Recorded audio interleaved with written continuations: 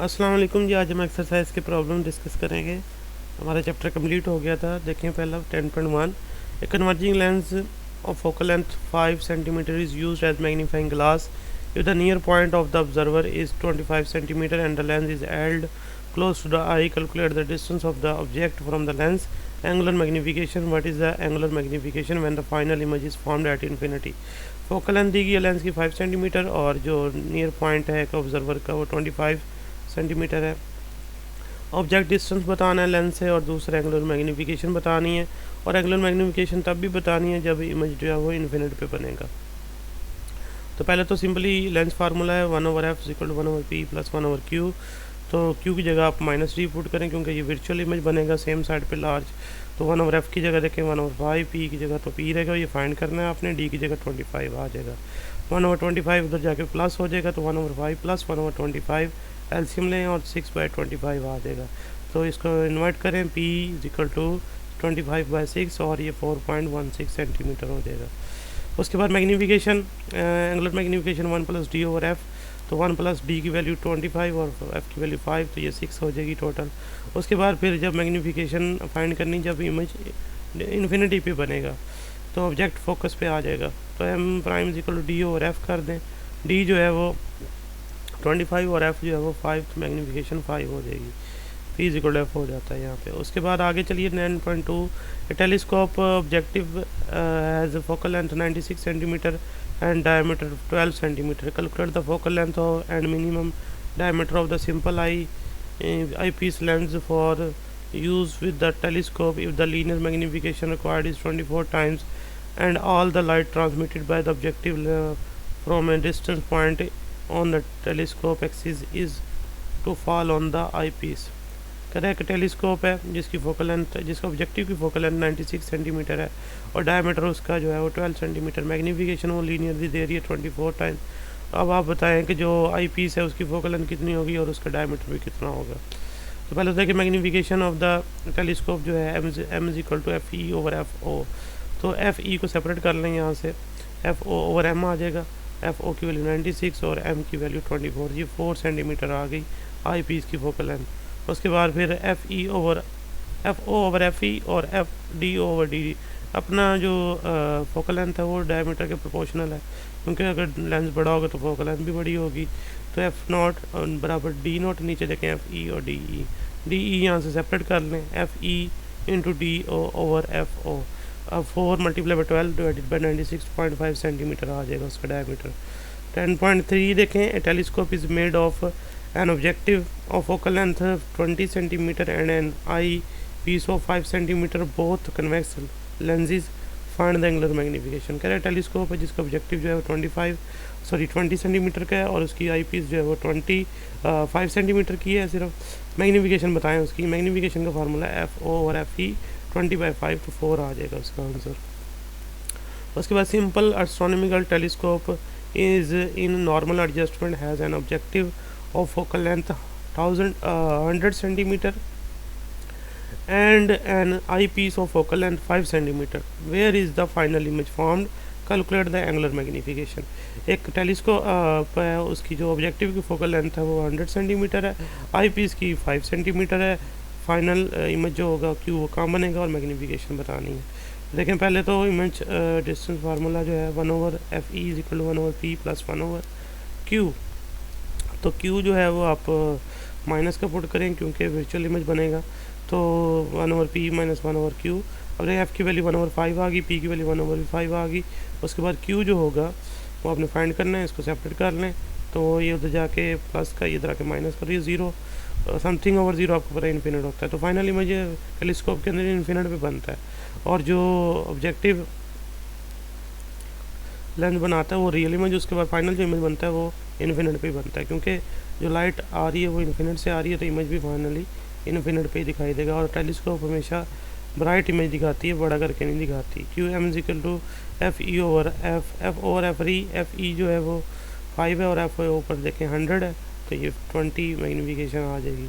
उसके बाद देखें point object is placed on the axis of 33.6 centimeter from a thin convex lens of focal length 3 centimeter. A second thin convex lens of focal length 16 centimeter is placed coaxial the first and 26 centimeter from it on the side way away from the object. Find the position of the final image produced by the two lenses. कह रहे दो lens use किए गए हैं. पहला जो है object distance जो है उससे कितना है, उसके एक्सिस के सामने जो पड़ा हुआ है, उसी एक्सिस के ऊपर सामने उसके लेंस के पड़ा हुआ है वो 3.6 सेंटीमीटर के डिस्टेंस के ऊपर. जो लेंसेज के दरमियान फासला है 26 सेंटीमीटर है.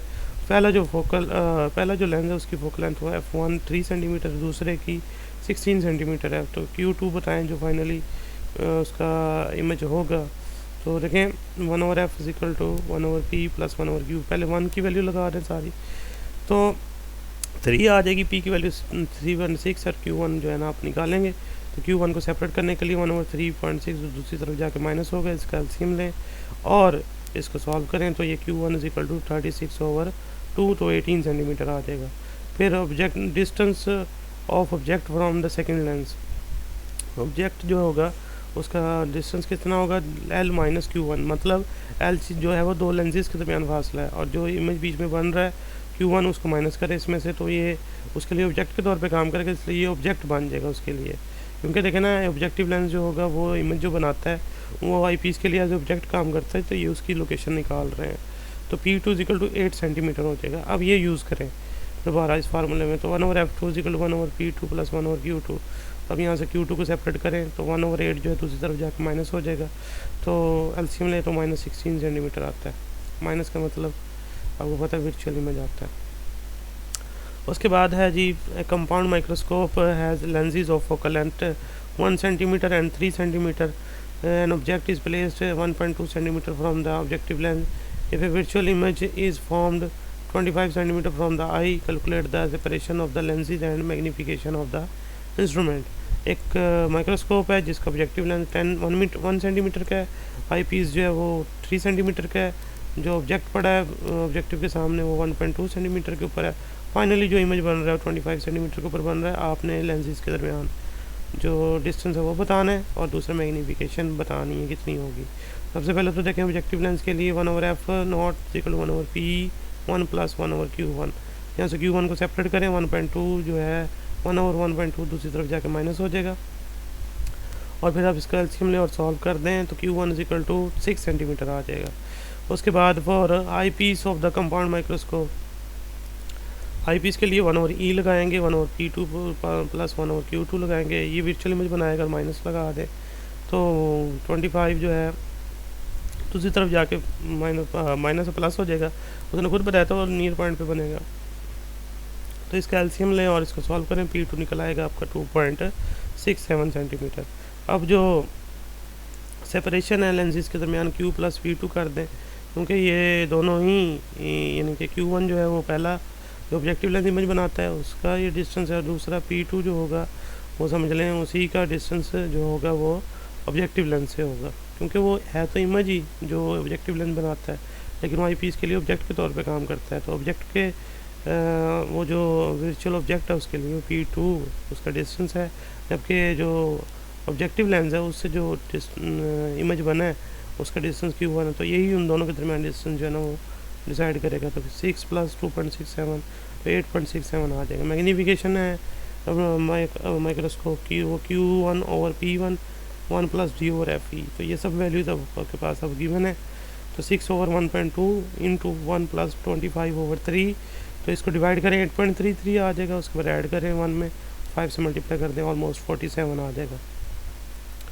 उसके बाद sodium light of wavelength 589 nanometer is used to view an object under microscope. If the aperture of the objective is 0.9 centimeter, find the limiting angle of the resolution using visible light of the any wavelength. What is the maximum limit of resolution of this microscope? Lambda इसके पास देखें जो light हम use कर रहे हैं sodium source provide कर रहा है, सोडियम लैम्प कह लें. 589 नैनोमीटर, नैनो ख़त्म करें 10⁻⁹ मीटर हो जाएगा. उसके बाद लेंस का अपर्चर दिया गया है 0.90 सेंटीमीटर, वो 0.90 इंटू 10⁻⁻2 मीटर हो जाएगा.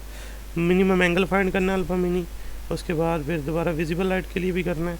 देखिए अल्फ़ा मिनी जो है 1.22 λ/d होता है. यहाँ लैम्डा की वैल्यू पुट करते हैं 589 इंटू 10⁻⁹ और डी की वैल्यू भी आपको दी गई वो भी पुट करते हैं 6.9 इंटू 10⁻⁻⁻⁹. -2 मल्टीप्लाई डिवाइड करते हैं 7.9 इंटू 10⁻⁻5 रेडियन आ जाएगा। विजिबल लाइट के लिए जो वेवलेंथ है वो वायलेट कलर जो स्टार्ट होता है 400 नैनोमीटर। उसके बाद फिर इसको पुट करके देखें दोबारा उसी में 400 इंटू 10⁻⁹ और फिर 0.9 इंटू 10⁻²। फिर इसका आंसर आएगा 5.4 इंटू 10⁻⁻5 रेडियन। उसके बाद है जी 8 N astronomical telescope having magnifying power of 5 consisting of two thin lenses 24 centimeter apart, find the focal length of the lenses। Magnification बता दी 5 और लेंसेज के दरमियान डिस्टेंस 24, दोनों की फोकल लेंथ फाइंड करनी है। एफ ओ और एफ ई फाइंड करना है। मैग्नीफिकेशन आपको पता है एफ और एफ ई होती है, तो एफ ओ निकालेंगे तो 5 एफ ई आ जाएगा। तो और लेंथ जो होगी टेलीस्कोप की, दोनों की फोकल लेंथ ऐड करें, F O plus F E होगी, तो वो आपको 24 गिवन है ऑलरेडी। तो एफ ओ और एफ ई की जगह आप जो है ना वो एफ ओ की जगह 5 एफ ई लगा देंगे तो 6 एफ ई हो जाएगा। उसके बाद 24 अपने यहाँ से एफ ई को सेपरेट करें तो 24/6 और 4 सेंटीमीटर आ जाएगा। उसके बाद फिर उसी क्वेश्चन में चले जाएँ जो आपने पुट की है, F not is equal to 5 F E की वैल्यू जहाँ पुट कर दें 4 तो 20 सेंटीमीटर। तो एफ ओ 20 आ गया, एफ ई 4 सेंटीमीटर आ गया। नेक्स्ट 9 है जी, glass light pipe in air will totally internally reflected light ray if its angle of incident is at least 39 degree. What is the minimum angle for the total internal reflection if the pipe is in water? Refractive index of water is 1.33। Critical angle जो है वो 39 है और दूसरा refractive index जो है water का 1.33 है। तो मिनिमम एंगल बताना है टोटल इंटरनल रिफ्लेक्शन के लिए कितना होगा। स्नेल लॉ यूज़ करेंगे। स्नेल लॉ जो है n1 sin θ1 n2 sin θ2। यहाँ साइन एंगल जो है आई और आर यूज़ किया गया है। θ1 θ2 कर दें। उसके बाद देखें हमने n1 जो है वो पहले निकालना होगा। तो n1 जो है यहाँ से इधर डिवाइड कर दें इधर, तो फिर आपके पास ये एंगल आ सकता है। तो n1 कैसे फाइंड करेंगे, n = 1/sin θc। ये रिलेशन है क्रिटिकल एंगल और refractive index of the medium का।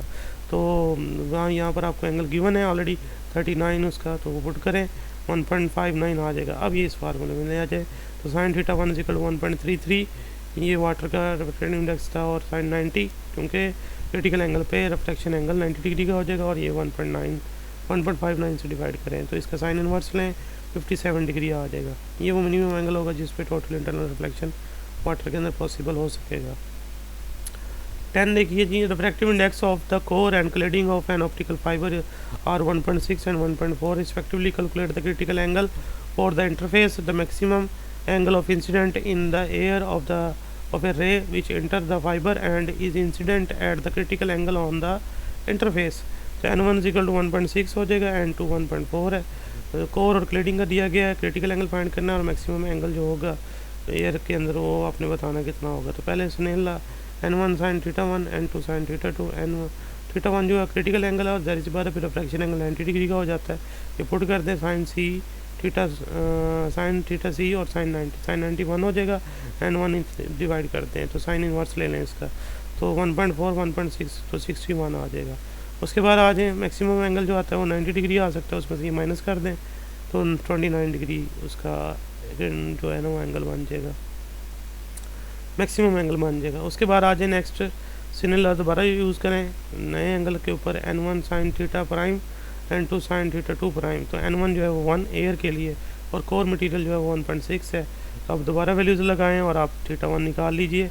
n1 की जगह 1 आ गया, n2 की जगह 1.6 और θ2 की जगह 29 जो आपने अभी यहाँ पे बताया भी था। उसके बाद फिर इसका साइन इनवर्स लें तो ऑलमोस्ट 51 आ जाएगा। तो ये आपके न्यूमेरिकल कंप्लीट हुए। नेक्स्ट फिर इंशाल्लाह नया चैप्टर स्टार्ट करेंगे हीट एंड थर्मोडायनामिक्स। उसके बाद फिर आपका एक चैप्टर रह जाएगा फर्स्ट जो हमने डिस्कस करना है, उसमें नए चीज़ें डिमेंशंस हैं, इस वजह से उसको एंड पे पढ़ते हैं। अल्लाह हाफिज़।